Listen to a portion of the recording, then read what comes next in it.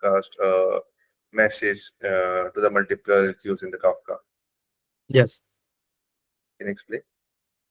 For broadcasting a message to the Kafka, there are some producers who produce the message, and there are some consumers who consume that message. So for broadcasting the message, we generally create a topic, and based on that topic, we circulate or broadcast the message onto that topic, and the consumer will consume using that topic, the message.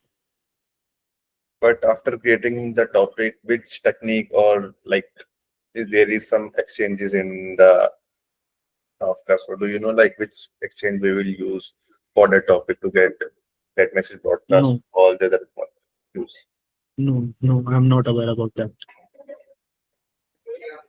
Okay, so like you you mentioned like you have used like how the broadcasting works. So just explain me that way. Yes, that's what I told, that how we broadcast the message. That's how we have used. We were broadcasting the message based on the topics that were created, and for the formation of the messages, we were using the Kafka protobufs, so that the message will remain on the structured way and delivered on the that is structure. So based on that protobuf, we produced the message onto some topics, and the consumer consumed that message using that topics. Okay, so let's take an example. Like your example, you are building a payment gateway, right? And in that there is an event like the payment initiated. So when the payment initiated get produced, the multiple action get triggered. Like you can make like there is some fraud check, there is also a laser update, or there is a notification service going to that mean like the payment has been initiated. So how would you ensure like that the event is not processed more than once by any consumer, even in the case of the retries or restarts?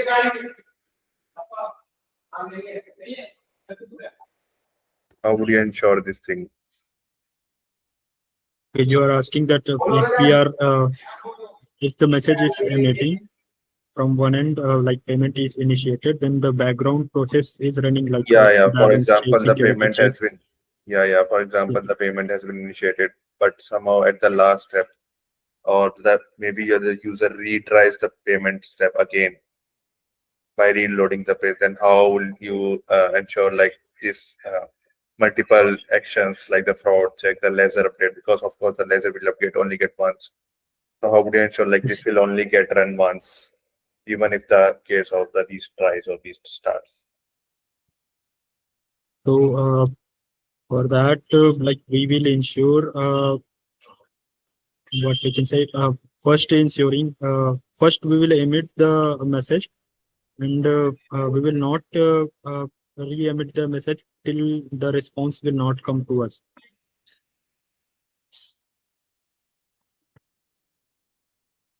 No, but in your in for example, you have multiple queues for that. Then how would you ensure this thing in your queues? For example, you have for example you have payment initiated, and in that you have a fraud check function in a separate queue, laser update in a separate queue. Then how would you ensure this thing?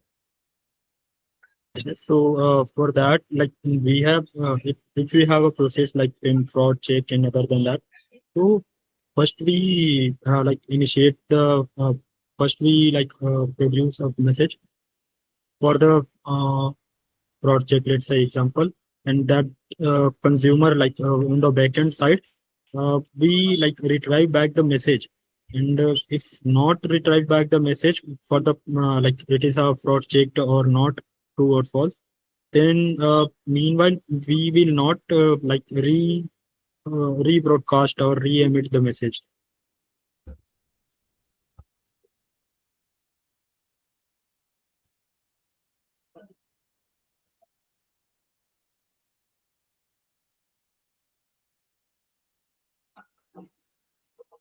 Okay.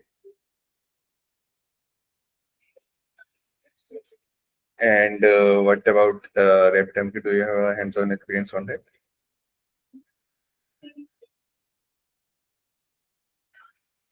Hello. Can you please repeat? I'm asking what about the RabbitMQ? Do you have any hands-on experience on that? No, I have not used a RabbitMQ yet. Okay. And what about um, real-time applications? Have you worked on this? Real-time application for the socketio, I have used for real-time communications purpose. Okay. Like, is it just for the learning, or you have integrated or implemented that tech stack? Yes, I have integrated on the application also. Okay. So, do you know how we can authenticate a socket connection? The socket connection, there is a group ID or a channel ID. So based on that, we for authentication purpose, we have used the JWT tokens. Better than that, socket connections which we made so that in socketio, I think I have no idea about authentication, or maybe it is not coming into my mind. But for the application purpose, we have used the JWT tokens for authentication. But how can we do it by the help of the JWT tokens? Like how we will pass a token? Like, just let me know about it. So for making like passing into the middlewares for while connecting to the sockets.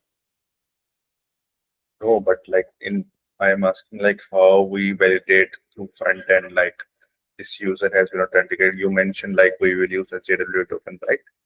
So of course, Application we have used, yeah. the socket, just let me know, the socket connection will establish from backend to front end or front end to backend.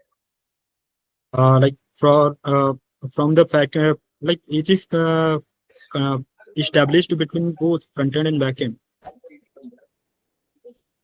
It is, yeah. I am asking about you mentioned it is a two-way handshake, but from where it gets begin or it gets established. It gets established by the front end.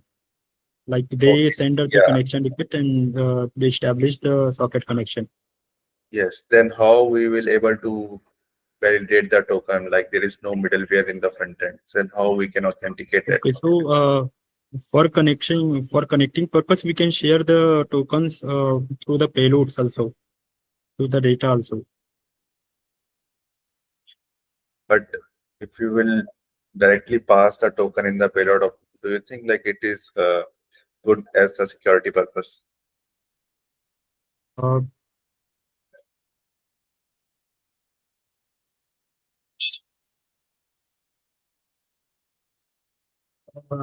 I have no idea about that. Do you know there is some objects when we establish a socket connection, there are some objects It's not coming into my mind, but where we can pass the token. Okay, no issues. I have for making a connection, we pass a callback function. So here through the callback function, we can pass any object or data on that, so that the connection, the other party can use that function or data. No, that is for the data, not I am asking about the token. No issues. If you're not I aware will. about it. Okay, web application that uses the JWT tokens for authentication, right? Yes. And your token get expired after every 15 minutes. So when the token get expired, you just get logged out of first, like the token has been expired and have to log in again. So Yes. what you need to do is you want to improve the user experience so that they can stay logged in even if the token get expired. So how can you improve the user experience so that user don't need to log in again and again? Okay. To ensure the seamless experience of user, we can implement a refresh token that will expire more than that was the expiry time at refresh token was more than the 12 JWT token. And on the backend we can send a request so that we can fetch the actual JWT token via the refresh tokens, so that the user will not go to the logout phase. Okay, but how the front end will get to know like the token has been expired and the refresh token needs to regenerate the access token again? Okay, so in front end, like we can share the front end needs to call the JWT token API using the refresh token, so that they will get the JWT token.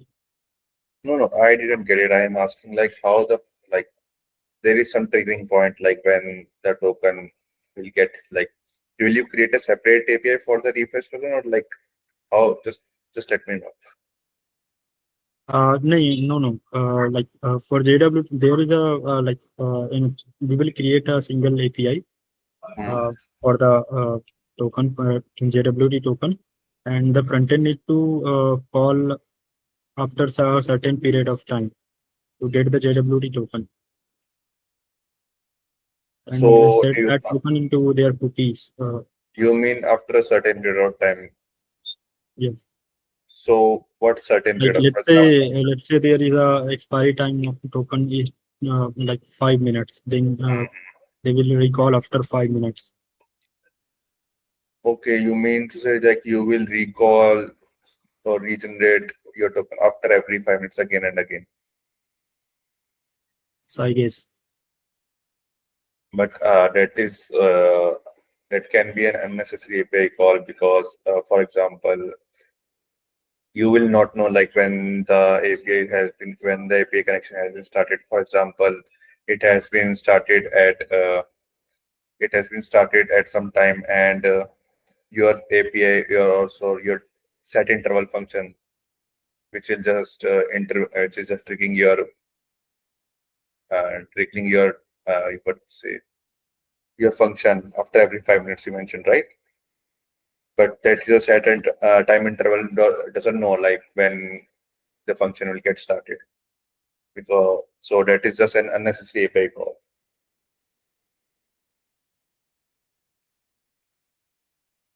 Do you know like where we can store it in the front end? Like where should we use to We, store the we access can token as store it. well as the request We can store it in the cookies. The access token? token. Which token, the access or the refresh one? The access token. Okay. Why? Uh, the cookie is like more safe zone for the token, so that it will not be stolen by the any other attacker or the other user. Okay, but if you will store the access token in the cookie, then don't you think like your cookies will send to the every request of the browser? Like if we are It will. suppose we are on another domain, like not on your application, we are on another domain. Then of course, if you have saved in the cookies, your cookies will be sent to the every request here.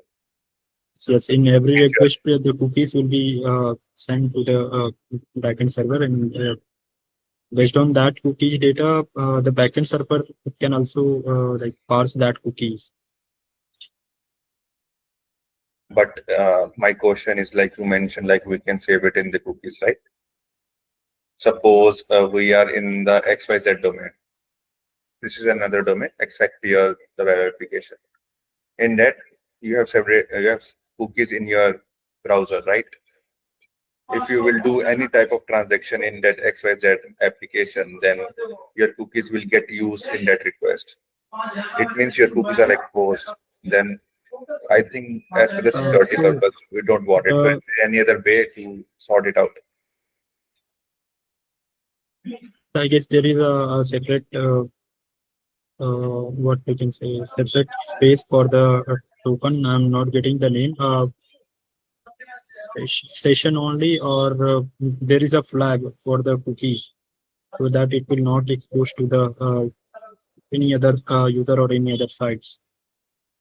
No, like I think for the cookies there is not any flag. There are just two types of like HTTP only cookies or non-HTTP only cookies, and in both they are exposed. There are some other ways to halt this. Do you know that?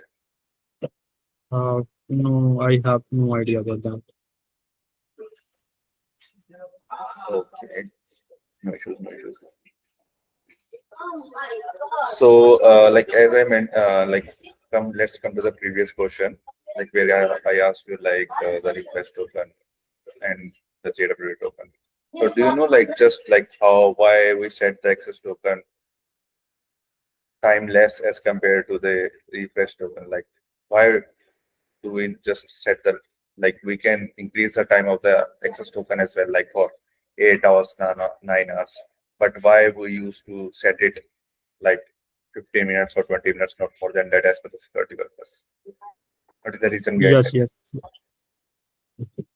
So for security purpose, we use the expiry time of the token less, so that if any reason the token got stolen, then it will not harm the system.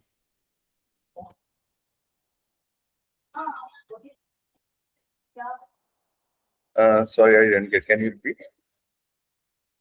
We set the expiry time of the token less to like for the security purpose, to ensure our system will be like secure if even if our token is stolen. And other also we can like blacklist the tokens also after the expiry. But how will the token get stolen? Like there Like are some if other we set ways. if there are any like exposure of token, like let's say there is a any person like kept the token into the local storage, or kept like you said the cookies storage, so it is exposing to the like user, so they can easily be stolen by any other attacker or any other users. Okay, do you know like what is XSS attack? uh, XSS attacks, yes, it is like what we can say, external attacks, like attacked by the attacker to our sites. We can use to prevent that external attack. We can use a helmet into our application. Okay, and how we can prevent these attacks? Uh, the attack or the prevention of that. Yeah, how we can prevent it, like these type of XSS attacks. A library called a helmet, so we can use into our application, and we will use that and configure that so that it can prevent the XSS attack. Okay, and how will you sort this thing? For example, like you mentioned, like we can store the token in the cookies, right? And it will get sent. For example, if we are saving it, storing it in the cookies, then it will get sent to the every request. Then how we can store this thing? Like we can prevent this thing, like our cookies will not get attached to the every request of another domain.